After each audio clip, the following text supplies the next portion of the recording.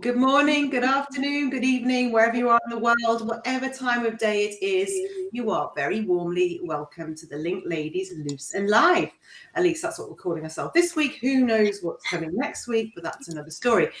For those of you watching for the first time or listening in on replay for the first time, I'm going to explain to you what you're letting yourselves in for the next 45 minutes so you know what to expect and what's coming up. But first, let me introduce my two fabulous co-hosts who will introduce themselves beautifully now. Melinda. Hi there. My name is Melinda Ward, and I am representing the consulting industry and along with business strategy. And over to Vanessa. Hello, so I'm Vanessa Ashworth and I'm an interim marketer. What a marketer you are too. And I am Sarah Farmer and I am a leadership coach. I also do a bit on mindset and business, you name it, I coach it. So we're here as your working from home team today, but we're going to explain what this is all about, why this show's come about, just in case it is the first time that you've seen it. Thanks to the pandemic, there are more of us looking for new jobs. There are more and more people working from home. And with that comes a feeling, for some, absolute joy. They love it. But for quite a lot of people, a real feeling of disconnection from the world, disconnection from their teams, the organization they work for. So why are we doing this? Why do we do this show? This show is all about connection. It's to help reduce the isolation and the frustration, which are leading to, sadly, quite a big rise in the number of people feeling less fulfilled at work. But worse than that, mental health illness as well. So if you are missing that team vibe, someone to connect with on a Monday morning, because let's face it, Mondays are usually the hardest day of the week. So maybe you're missing that camaraderie, the ability to share a story with somebody over a coffee, or that water cooler chat where you connect and problem solve just because there's someone there to talk to. We can do all that with you as well. There's also a real lack of feeling of belonging. So we want to help you. We want to be the team that celebrates your success, help you feel like you belong and what you've done has been great, and give you a shout from the sidelines, but also so you can celebrate other people's successes as well. Because we know that sharing good news makes us all feel better. And what we're doing this year, which we didn't have last year as such, was upskilling for everybody. So whatever profession you're in, if you are working, there's going to be something for you. So maybe you want to learn some new professional or business skills. Maybe you just want to brush up on a few things. But we will all be taking it in turns to share topics and skills from our own areas of expertise. We also tend to have an opinion on everything else, don't we, ladies? So we can add value anywhere, according to our brains anyway. And any of the people that join us on our shows, any guests that we have coming, will be sharing their expertise and some nugget that you can take away as well. So you'll get the connection, you'll get some learning. Who's it for? It's for humans. There's been a bit of a misconception that this is just for ladies. Just because us three are ladies, it isn't just for ladies, it's for everybody. So male, female, anything in between. I'm not going there. Employed, self-employed, job seekers, not job seekers. If you are in need of anything that I've just talked about a few minutes ago, then this is for you. And we're going to offer you a community feel, a connected community, inspiration, a bit of energy. You'll find us quite an energetic bunch. Motivation. We can't motivate you, but we can create an environment where you feel more motivated to go and smash that week. We can offer you support. If you've got any problems or maybe you just need some advice, as I've said, we have an opinion on everything. We can help you with that. Bit of gratitude, thanking people for things, because that makes us all feel good. And what else have we got? Professional growth, as I said earlier. So anything on leadership, mindset, business, marketing, anything really, anything professional, business skills related. Now, today's topic is going to be led by our very own consulting guru, Miss Melinda Ward. She's that way. I'm going to never get that right. She's that way.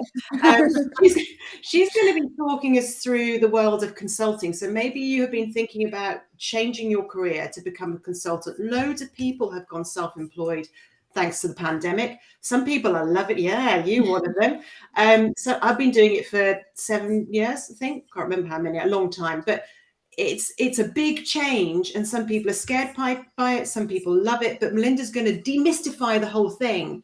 So maybe you are already a consultant and you can add some value here and share what you've learned. Melinda will be doing that as well. She'll be focusing on benefits, challenges, and the roles out there. Or maybe you are thinking about it and you've got some questions you want to ask her. She's here for you. So ask her if there's something you considered, something you want to consider, then today is a really, really useful show for you. And we'll be coming to that at about 1 to today. All right. So we've got quite a few people coming to say hello. So let's say a big hello. I was just about to say, is there anybody in to say hi to? Yes, big group of people. Yeah, so I think we're actually after last week's mistake where I mismatched the channels somehow.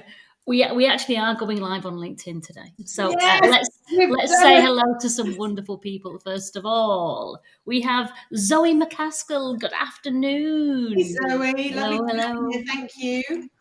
And we have Lisa Foley. Hello, Lisa. Thank you for joining us. Hey, Lisa. We have Joe Jansen. Is it Jansen or Jansen? Hello, Hi, Joe. Thank you for coming, Joe. I have not forgotten. I need to send you something this afternoon. It is coming, I promise. Hasnat. Hello. Hello. Thank you for joining us. Thanks for joining. Yvonne says, hello, ladies. This is her first time. So hello. Welcome. May it not be your last, Yvonne. Oh, yeah. Let's hope so. Hopefully we won't put you off. Yeah. And Cynthia says, hello, Cynthia. Hi, Cynthia. I've got all lights and microphones here, so I'm kind of like peering round to get to You're all right. You're doing well. Odessa, hello. Hello, Odessa. What a lovely name, Odessa. Odessa was the Rapunzel of LinkedIn. She has to have the longest, long hair. And then she got it chopped off and gave it to the charity, that she gave her to charity. Yeah. Lots of love. That was towards the end of last year. It's very lovely. What a lovely thing to do. Yeah. Cool. And Tahorul, I don't know how you pronounce that, I'm sorry. But hello to you and hello from Bangladesh. Whoa, we've gone global. Thank you for joining us from Bangladesh. How is life over there? What's the such a British thing? What's the weather doing? What's the weather doing over there? Very, very standard British. Well, it's lovely to have all you people on board. Thank you for joining. Excuse me, my dogs are now barking because my daughter's just arrived home. Anyway, so get as involved as you want to, as you do whatever makes you feel comfortable. Sit back, soak it up if you want to, or get involved. However, the more involved you get, the more connected you're going to feel and the more connected you're going to become. Let people know you're there. Let them know you're happy to connect with you. You never know who's out there, who's watching, that might be the one person that you need right now in your life for whatever reason. So let's start the week right and get people feeling as connected as possible. And this is your community. We're here for you. Melinda. I was just going to say, for those of you who are commenting, and please continue commenting, if you see comments coming up on the screen from people where you're not seeing it in your feed, that is completely normal because we are all three streaming on our own feeds. So someone who's connected to my feed and watching it might not see comments from someone who's on Vanessa's feed straight away. So your system isn't broken.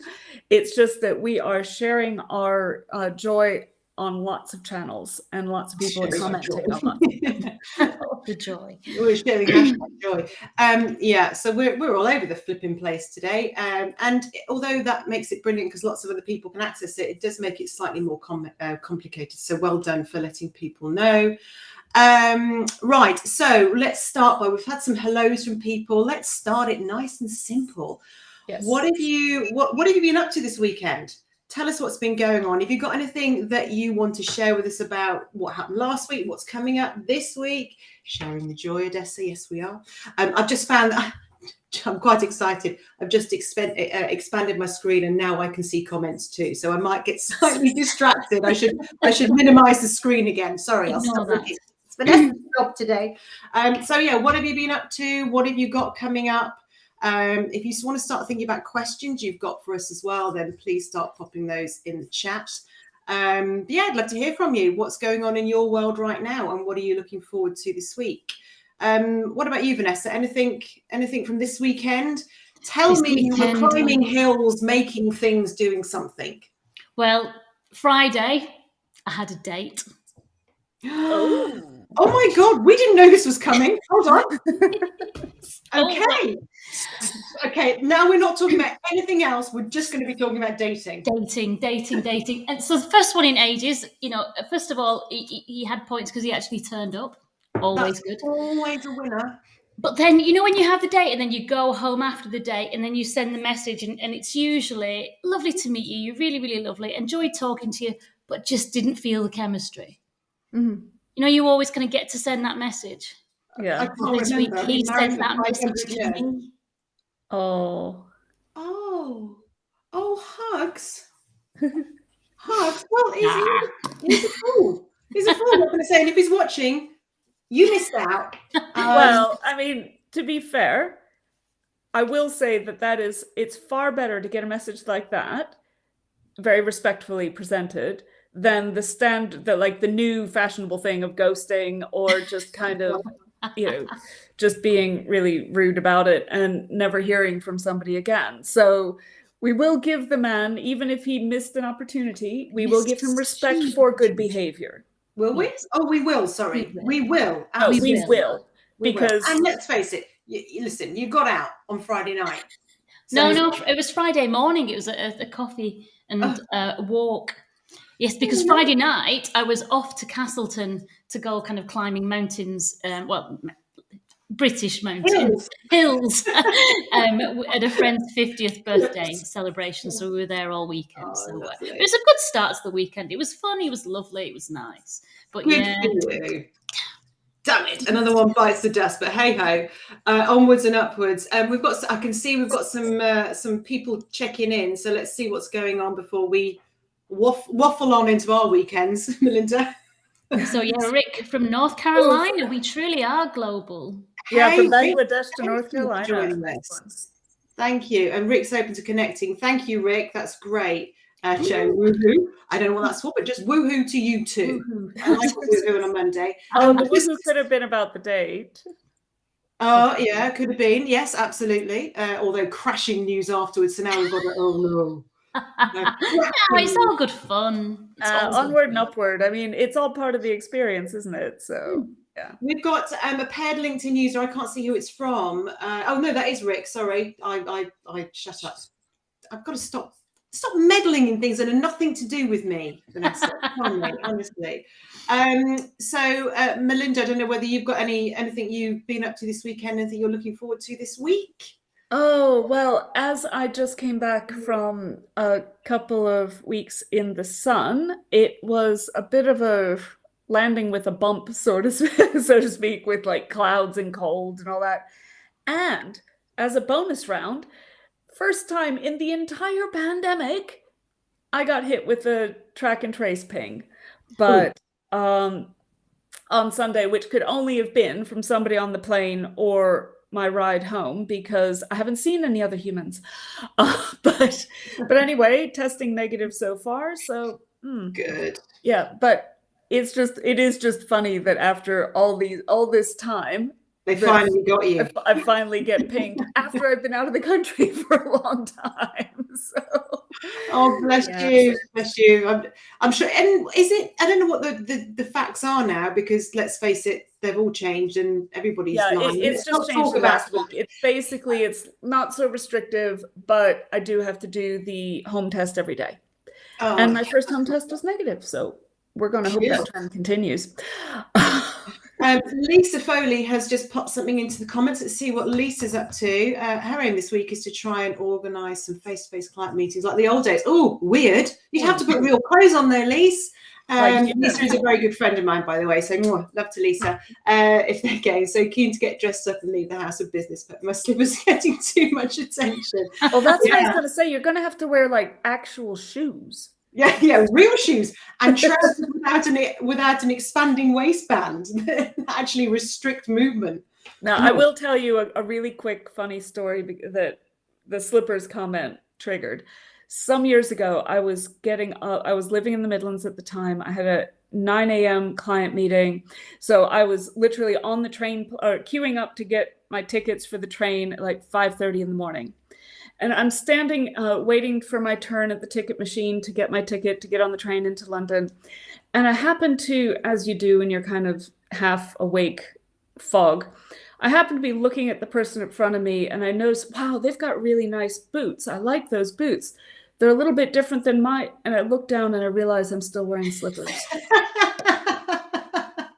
They were like boiled wool, so they didn't look totally like, they weren't like bunny slippers, but I'm still wearing slippers. And I have to get on this express train to London, or I will miss my big meeting and my big client introduction. This is a problem, folks. So cue me getting into London. And for those of you who are not in London, no shops open before about 10 in the morning, except for those in the train station. So here I am in the train station trying to find anything that will fit, that will look slightly less like bedroom slippers when I go to the client meeting. Rocked it and just stayed in them. Yeah, Lisa's not wearing heels though. I'd go boiled wool slippers by the time. That's brilliant, Melinda. I love it. Absolutely love it. The last time that I wore heels, I actually had to dust them because they'd got dusty. I actually physically had to dust them down. I am with you. I had some boots on the other day that were just covered in dust. Cynthia. Ooh. Cynthia's looking forward to getting her head back into writing her first book on acceptance without understanding. Don't try and copy that because it's trademarks. Teaching others how to address diversity, equality and inclusion, I think, and belonging without judgment. Happy to connect with others as well who's interested. Oh, I can't see the rest of the comment. Sorry. Okay. Learning about gender-related challenges, including learning language as it matters, how to be an ally and how much more. Yeah, and she did mean equity. Equity is a thing. I didn't realise that until a little while ago as well, but it is a thing. I'm not going to try and explain it because Cynthia knows more about it than me. But good. Thank you, Cynthia, and good luck with writing a book. I too am writing a book. Can I just say that I've been saying I'm writing a book for about a year, and I'd written half a page. Over the last 4 days, I've written 2,500 words. Bravo. Well done. Boom, boom, boom. So I know it's not a book yet, but it's better than it was. So I'm there. It's very hard to keep going though, but I'm going to. Here's the top tip. Now, I've not written a book, but back in the days when dinosaurs roamed the earth, I did a lot of writing as part of my university degree, and I did journalism and had to be writing all the time. Start in the middle. You don't need to. Sometimes the hardest thing for people to write is the first chapter. But the thing is, the first chapter has to link into the body of what you're writing. So start in the middle, write down the stuff that you definitely want to tell everybody, and then read that and go back and bookend it once you know what the middle is going to be. It makes it so much easier. This messes with my mind because I've always been taught start with the end in mind. Anyway, I mean, it's great advice if you get stuck. I've actually written the beginning. If you get stuck, I mean, obviously, if you know the end and you know where you want to go, just rock on with your bad self. But if you're kind of looking at a blank page saying, I don't know where to start, I don't know how to begin, then don't begin.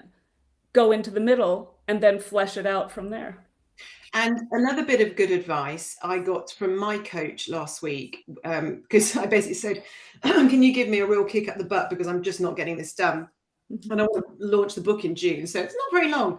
And after a little bit of digging around into what was really stopping me, it was because I'm a bit of a commitment phobe. If I commit to do something, I then go, don't tell anyone because I'm a coach. But I did talk myself out of it with her help as well. But it was writing so much was putting me off. And actually her tip was treat it as if you're writing a long form LinkedIn post. Each chapter, because that's what I do. And so as soon as I think of it as that, it doesn't seem such a big deal. So it's finding something that doesn't make it feel so onerous, I guess. Great tip, Melinda and Cynthia. And Lisa's also asked, does that apply to fiction, Melinda, or just non-fiction? Oh, yeah, I would say it applies to fiction in my experience because I was a literature degree as well as journalism. So yeah, proper geek.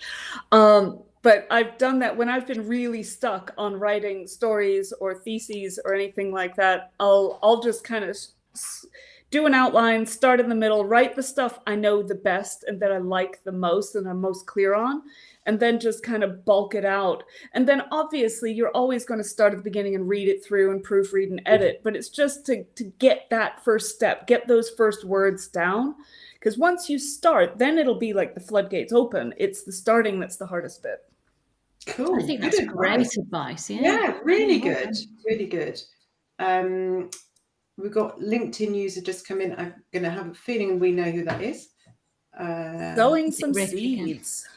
Or seeing some seeds. With an exclamation point. Oh, good. What are you sowing seeds on? What's happening? I love it when seeds are being sown. It's so exciting. How many can I have in that? So, oh, you know what? I didn't even know that. As someone who is moderately dyslexic when reading and writing, that's dyslexia, though, isn't it? I didn't even notice that. Seeing some seeds, seeing them, sowing them. Who cares? They're there, and we love seeds. So let's get planting. It was a pretty good, like 1980s song as well, sowing the seeds. But anyway. Tears for Fears. Tears for Fears. I can't sing. Okay, so now we also want to get some happy vibes flowing. Now, normally we do this at the end of the show, but we're running out of time towards the end of the show because we get stuck into the learning bit. So I'm bringing it forward today. Is there anything? I know, get me crazy today. What are you happy about? Who has gone the extra mile for you? Have you gone the extra mile for somebody else? I don't know. Has a delivery man driven a little way around some sort of roadworks to get to your house? I don't know where that came from. I don't care. But what are you happy about? Because we know that if we are grateful and show some gratitude towards other people, not only does the person receiving it feel good, we feel good, and the listeners or the readers of this good news feel good as well. So let's just feel goodness. So I don't know if you've got anything team out there. First time attendee. I'm grateful for this person who's joined us for the first time and says it's lovely to meet us. So thank you to you. Yeah, thank you. We don't know what your name is. First timers this week, so yeah, welcome. Thank you for joining us. What about you, Melinda? Anything you are grateful for other than the person that was COVID tested on your plane and made you get pinged? But who else are you grateful for? Okay, now this is just a very spontaneous one, but you triggered mine. I got a package delivered this morning, and my postie from the Royal Mail, and my postman was so happy and charming, and we just had a few words and a smile, and I was just thinking, wow, for someone whose job is super tough and they're under a lot of pressure, it just kind of brightened the morning to have someone be like, hi, how are you? And, great to have the sun out, blah, blah, blah. So, well done to my postie and everybody else who's having to put up with a lot of stress, but still managing to kind of see the bright side of things. Cool. What am I happy about today? Doesn't matter. Let's go to LinkedIn user instead. Who cares about what I'm happy about? No one cares. Sarah, no, tell us what you're LinkedIn user first, please. The LinkedIn user says, happy vibes to my students doing their maths exams today. Good luck, guys. And one of those is my daughter who just came home. And actually, I don't know who that is. It is Tracy Appleby. Hi, Tracy. Thank you. Yeah, my daughter's just done her second part of her maths GCSE. And she was very, very confident yesterday, saying, yeah, I've got it. I don't need to revise anymore. I understand it all. It's all fabulous. Just spoke to her on the way home. And she said there were things in there she'd never seen before. How did we know that was coming? Anyway, I'm sure she's done brilliantly. But thank you to all the teachers that have been teaching them and supporting them. Lisa's postie is lovely too. Always full of energy in his shorts. Yeah, why do you postmen always wear shorts? How does she know he's got energy in his shorts? Pardon? Sorry? Punctuation's important. Punctuation's important. I might have got energy in his shorts. What am I happy for today? I'm happy that the sun is shining. I'm also very happy that I found Heart 70s this morning, which I didn't know existed. I don't know why. I was driving my husband's hire car this morning and it just came on a Heart 70s music. And oh my God, did I have a fun 10 minutes on the school run. And that really cheered me up, considering it's supposed to be Blue Monday. There's no blueness here. It was great fun. So thank you, Heart 70s. Who knew you existed? But I've now sung and danced. I'm going to regret that. So consulting. Let's move on to consulting. So we're going to get on to the learning bit of the show. This is all about how can we help you learn something new, have some skills, have some new ideas, inspire you to do something. And Melinda is going to talk to us today about consulting as a potential role. Maybe it's something you're already doing. Maybe it's something you're thinking of doing. Whether you've got any questions on it or whether you know some stuff about it, let's get sharing here, because it may not be that there are people live watching it right now that need to know this, but there will be on replay. So I'm going to hand over to Melinda. And yeah, tell us everything you know in just about 12 minutes. Okay, well, that would probably be a bit of a challenge. Okay. I can speak fast, but yeah, that would be a bit much. That's a bit. Just a brief bit of background for those who don't know me well.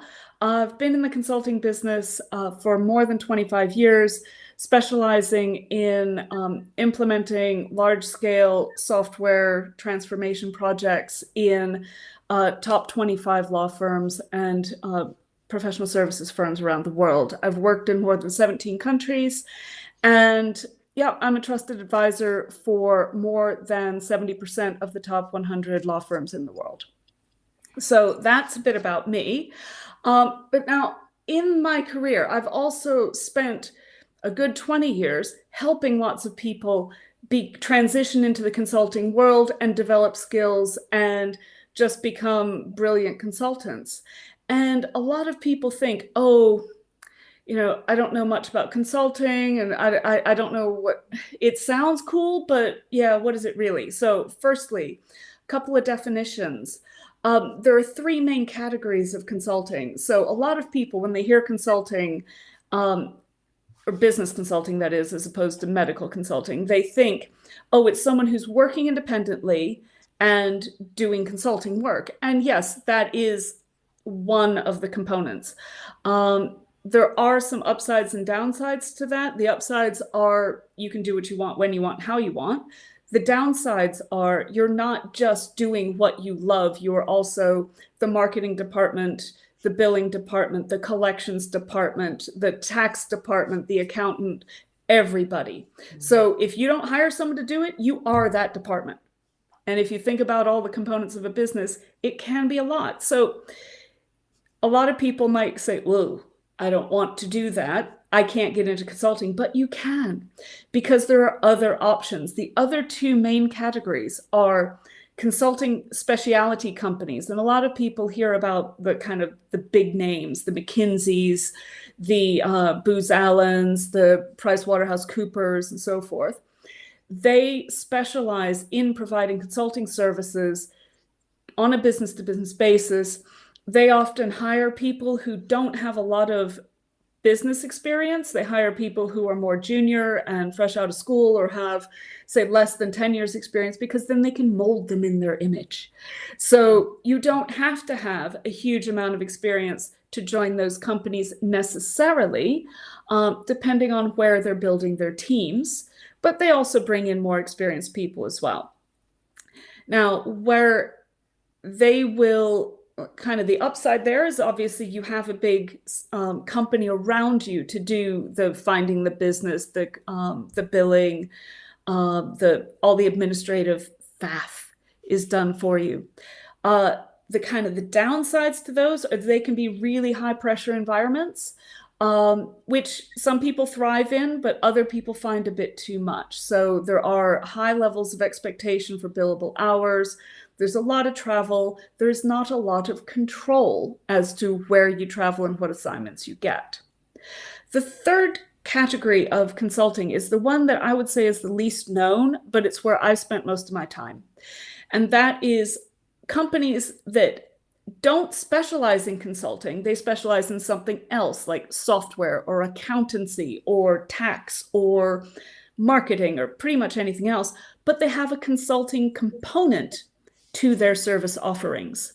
So for example, a software company might have this big product that, you might have heard of, say, Salesforce or something like that, that's going into a business. Well, somebody has to help that business set it up, configure it, and get the most out of it for their money. And also, they need to be able to help that business manage change, manage the deployment, manage to get the users on board, because no company wants to spend a pile of money and get no return. So there's a huge need for that. And that's something where a lot of people can slide into consulting without doing the big jump into one of the first two categories. So people who are business analysts, people who work in support, people who work in solution architecture and development and programming, who are looking for a change. If you don't want to get into team management, there may be consulting roles that are in that area of expertise that you have that will give you the boost in income, the boost in responsibility, the boost in learning and variety without having to manage a team of people. I like that. Can I just add something in there as well? I was thinking about, I didn't know there were 3 types, so that I've learned something new already. Thank you. And the first one you're talking about, where people go into being I mean, independent, running your own business, doing everything from your own HR, your tax, you name it. It puts a lot of people off, and there's a fear of, oh, I can't do this, I can't do that. So then I start thinking about the mindset behind it. And when I started my career working for myself, I slid into it. I was doing my job, but then I added something in so I could start putting my toe in the water and testing it. So it wasn't a big jump into it. Now, some people might go, well, that goes against what you say, Sarah, because as a coach, you're saying go for it. Yeah, but I also needed to do it safely and without causing myself any harm, and to test it out to see if I loved it. So I love option 3. For those people who've never done it before and maybe their mindset is working against them a bit. It's a gentler way. I don't know. What do you think, Vanessa? Well, I've obviously kind of gone from being completely corporate to kind of straight into number 3, not number 3, into number 1, where I do everything myself.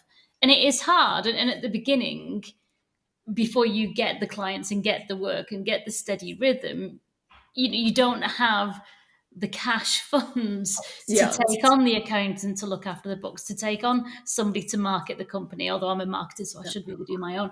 But all that kind of admin stuff that you talk about, which is really hard work, and that's hard. And I mean, there's lots of advice out there, so don't let this put you off, because there's lots of free government places you can go to give you kind of bookkeeping advice and things.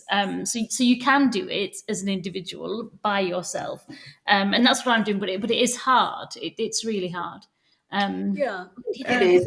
You've got to get into it. You've got to trust yourself. You've got to have a really good reason why you're doing what you're doing. You've got to feel confident in what you're offering and know that the business will come. You have to believe that.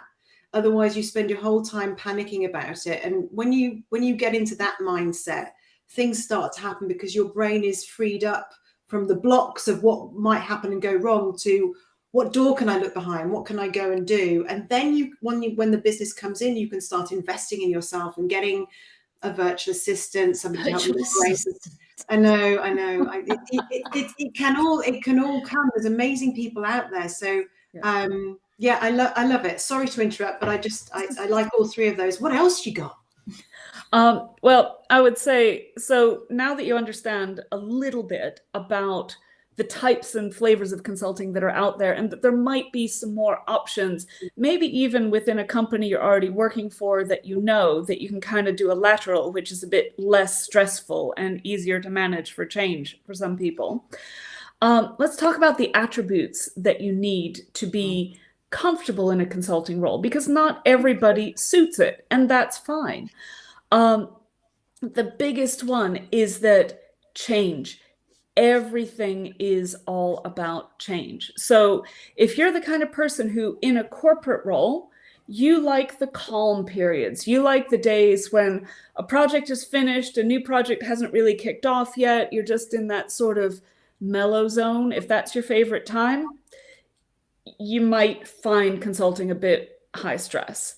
If you enjoy having that bit of pressure, if you find that you work best with a bit of uncertainty, if you work best with a bit of excitement and pressure and drive and deadlines, then consulting might suit you, because basically no company is going to have a consultant come in, regardless of what category of consulting we're talking about, unless they have a problem. So they have to have a problem. They're concerned about money and they're concerned about time. If they didn't have those three things, you wouldn't be there. And that's the thing. If as soon as you go in and you solve a problem, you're done. And you go somewhere else and solve the next problem. So you have to thrive on that problem solving, thrive on the challenge. And if you hear that and you're like, ew, that sounds a bit stressful. Cool. Yeah. And that's why not everybody is comfortable in a consulting role. And that's where also, to try a consulting role, if you're not sure about that, the option of going into into a company that has a main product, but then also has some consulting services, is a really good option. Because I had a few people who I hired in as consultants, and after a year, 2 years, they were just like,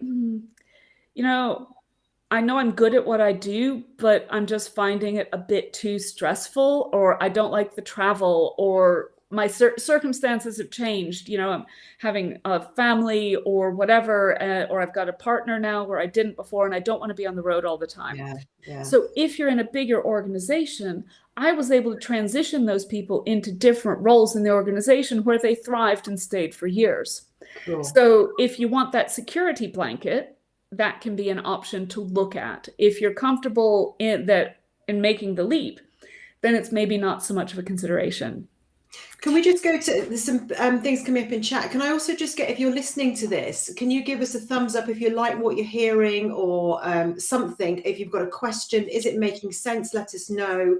Or if you've got, and if you're listening on replay, do the old hashtag replay for us, please. Yeah, hashtag replay, and give us a like so that we know that this is hitting the mark for you. But get your questions in as well. Vanessa, we've got Joe, have we? Yeah, so Joe said that's often the challenge. If you do a good job as a consultant, you essentially do yourself out of a job. And that's it. Once you've solved the problem, unless there's somebody there to then deliver that piece of work that you've advised, then you're on your way. Yes and no, because you might be out of that immediate job, but you've then got a referenceable client, which is really important, and they will have that trust in you and your capabilities, and know that you're not spinning out this project just to keep the money coming in, as some people consultants have a reputation for doing that, because as in any industry, there's some people who will. But if you have the reputation of delivering efficiently, on time and on budget, that company will bring you back for another project in the future. Wow. And so having the references and having them come back for more is like the biggest compliment, because I've had clients that I've had for 15 plus years, and I'm still in contact with them, and they still call me when they need help. And that's the best, when you hear from people who are like, oh man, you really helped me 16 years ago. I know we haven't talked, but I want to work with you again. I mean, how awesome is that? Now, how do you get your first role, though? That's great when you've got customers that come back to you after 9 years, but how do you get number one in the bag? Yeah, so the first role is tricky, and that's where that really depends on what category of consulting you're doing. The 2 corporate roles, option 2, the consulting speciality, those will be handed to you, often without much choice. It's like, here's your new project.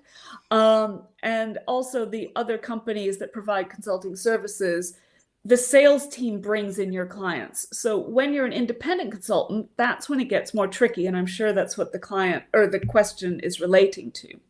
So in that case, building awareness amongst your contacts on LinkedIn and other platforms of not only, hey, I'm a consultant, but what problems do you solve?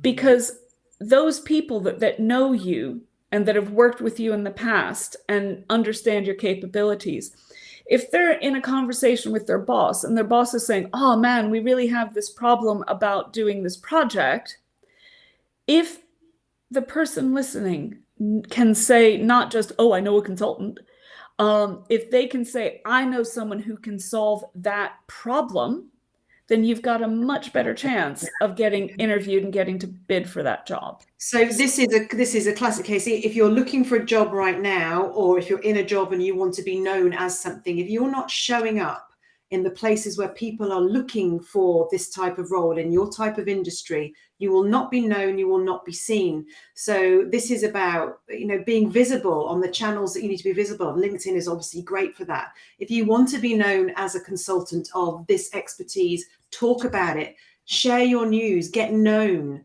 because they're looking for people like you. Although I am a consultant, I'm a coach consultant, people will come via LinkedIn and say, I've seen you've talked about this, I'm interested in, can I talk to you? That's how you get known as a leader in your field.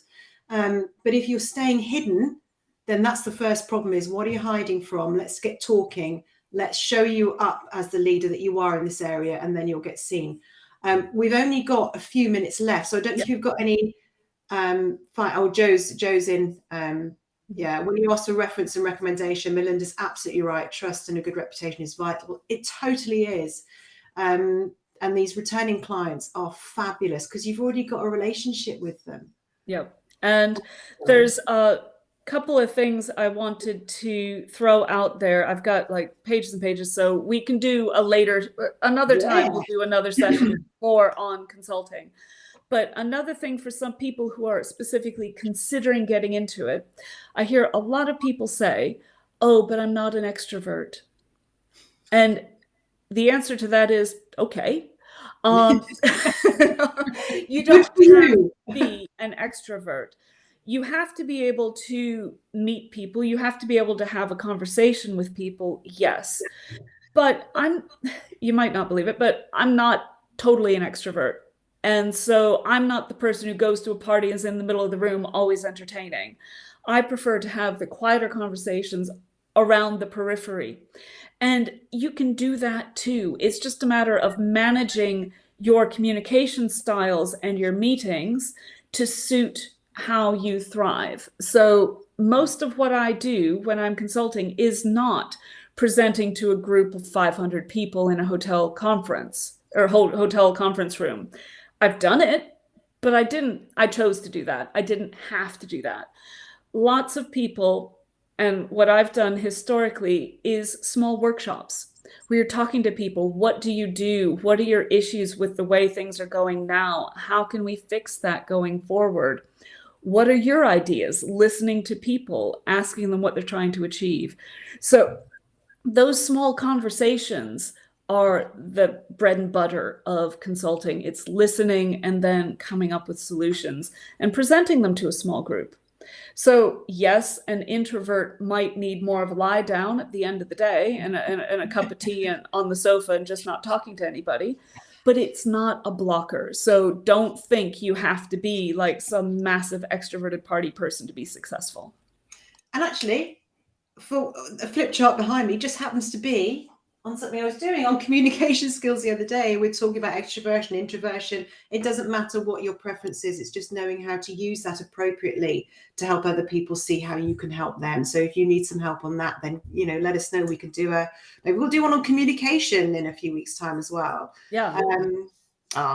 What's so Lisa says Vanessa? Great tips on consulting, Melinda. Thank you. She says that we're hilarious. Boiled slippers and energy in shorts. Sorry. My big takeaways. Oh dear. I think that's one of the only things I've said this week. Always here to help, Lisa. Always here to help. I just want to say a massive thank you to Melinda. That's brilliant. And there's obviously so much more. So in a few weeks' time, we'll be coming back to this. So if you've got any questions that you've thought of as Melinda's been talking, we've got one here on LinkedIn. Well, Melinda's going to answer these probably later because we're going to run out of time now. But ask the questions. We'll come back and answer these another time. Let us know what you think of the show. We're trying to find a new name. That's beside another point, but just tell us what it is you want from us. How can we help you more? How can we help you feel more connected in this disconnected world and learn so that you can be your very best selves? And Yeah, so and next week on that, oh, sorry, go on, Melinda. I was just going to answer the question quickly for the person. I can't see who you are because of LinkedIn security. Are there any forums on LinkedIn that you'd recommend? There are currently, the kind of hashtag groups on LinkedIn are full of a lot of self-promotion, let's say, or people promoting corporate solutions or so forth. But you're welcome to follow me if you're not already. And as far as guidelines and things like that, happy to help. If you have any specific questions, just hit me up in LinkedIn on a direct message. Okie doke. So, hit her up. I love it. Next week, it's marketing, isn't it? It's my turn. So somebody did ask about how do we get that first client. Maybe I should, because I've not picked my topic yet. Maybe we can talk about becoming visible on LinkedIn. How do you market your new company on LinkedIn?